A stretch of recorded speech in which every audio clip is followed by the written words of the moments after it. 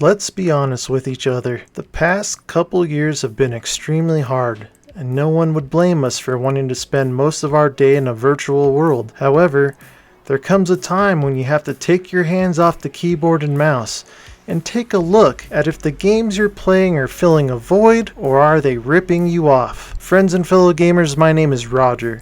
And today I want to talk about looking into something that is becoming far too prevalent in the gaming genre, and that is paid beta testing by the consumers and overcharging because you're just too damn greedy. And what can we do about it? Please remember to drop a like on this video and subscribe for more MMO videos, and ring the bell to join my wonderful subscribers who let me know in the comments how I'm doing. Thank you so much. Okay, the main purpose of this video is to talk about how long do we let a game be complete shit and charge you premium prices before we're willing to do something about it.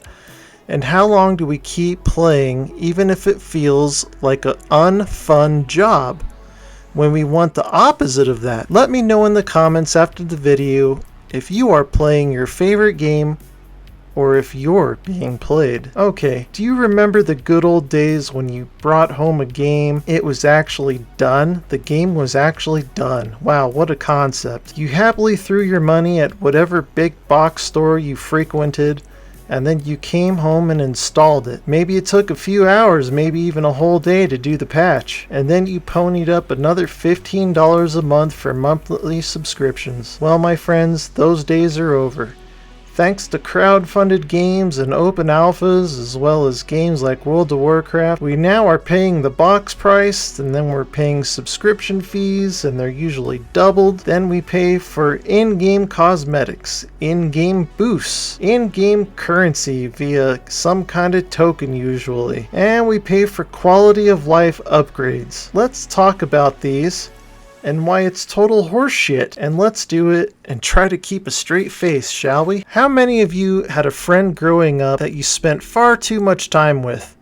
As you got older, they started doing more and more fucked up stuff to try and get you, like stealing your girlfriends and trying to sleep with your sister. After a while, you easily decided, forget that turd, and never talk to him again. Well, let's ask ourselves why we can turn our backs on a real person, but when it comes to our favorite games, the creators can bend us over and rape us with their shitty content. But we're just like, here's our money, and keep throwing it at them. And to be honest with you guys, the term that pisses me off the most is quality of life upgrades. What they really should be called is we left this out of our game so we could make you pay for it upgrades, am I right? Have you ever wondered if game developers intentionally make part of their game bad just to sell you some shit you don't need? Let's take a look at Black Desert Online's pets and looting system. Do you think it's an accident that the loot drops don't accidentally fall into your inventory? I guarantee it would be easier to code loot going in your inventory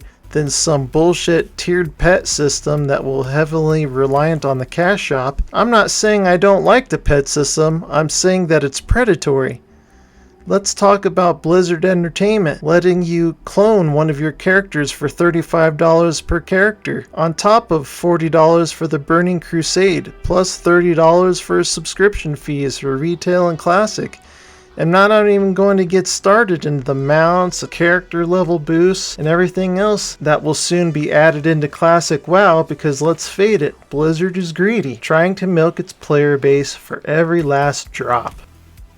$35 for a clone cost. Did I read that right? $35 to preserve my character in a museum? Absolutely insane. It's greedy as hell. Blizzard needs to rethink their position on this. Yeah, it's absolutely ridiculous. I didn't even see a single person who said they'd pay more than $20 for this. Inflation is upon us. They did a poll asking if people would pay $99 for it. Guess people said yes, so they multiplied it times 4. The worst part is Blizzard knows people will be forced to make decisions despite feeling the cost is too high. The last guy says, I rue the day Activision bought Blizzard. Cyberpunk 2077, who has apologized and put out videos owning up to their mistake, 100% made players pay a huge box price and then let players pay full price for a paid beta test because their game wasn't done. Not even close. I know I'm all over the place with this, but would you agree that this is relevant when it comes to why are consumers paying top dollar for things that should never be released? Another great example of this is Torghast from Shadowlands in the WoW update. Torghast in itself is a great idea. Why is it not done right and letting players suffer through shitty gameplay when they already paid for it? Shouldn't that be like a playtester's job before it's released? Were they warned it sucked and still released it anyways? Yes, that's exactly what happened. In fact, WoW's devs were warned months before Shadowlands released that a lot of their endgame progression was more like a job or a grind fest than actual fun. But did that stop them from releasing that trash? Of course not. But don't worry, it might be made fun or fixed before the next major expansion. But I wouldn't count on it. Okay. Let's talk about microtransactions. Yay! But when do microtransactions start becoming major transactions? And for what? Is it to boost yourself? Or get an experience boost? Or is it for something far, far more sinister, like RNG game mechanics? Let's be perfectly clear, guys, about something. If you're spending cash in the cash shop, whether it's in-game currency for a chance to get a specific skill on either a horse or your character, or maybe to upgrade your weapon, or items to repair your weapon's durability because the enchant keeps failing, then there is a term that perfectly describes this situation, and it's called gambling. It's addictive, it's predatory, and almost everyone spends more money on it than they expect that they will. $20 a week turns into $100, $100 turns into $500. Next thing you know, it's a down payment on a house. And this happens to not just rich people, guys. This happens to hardworking people every day.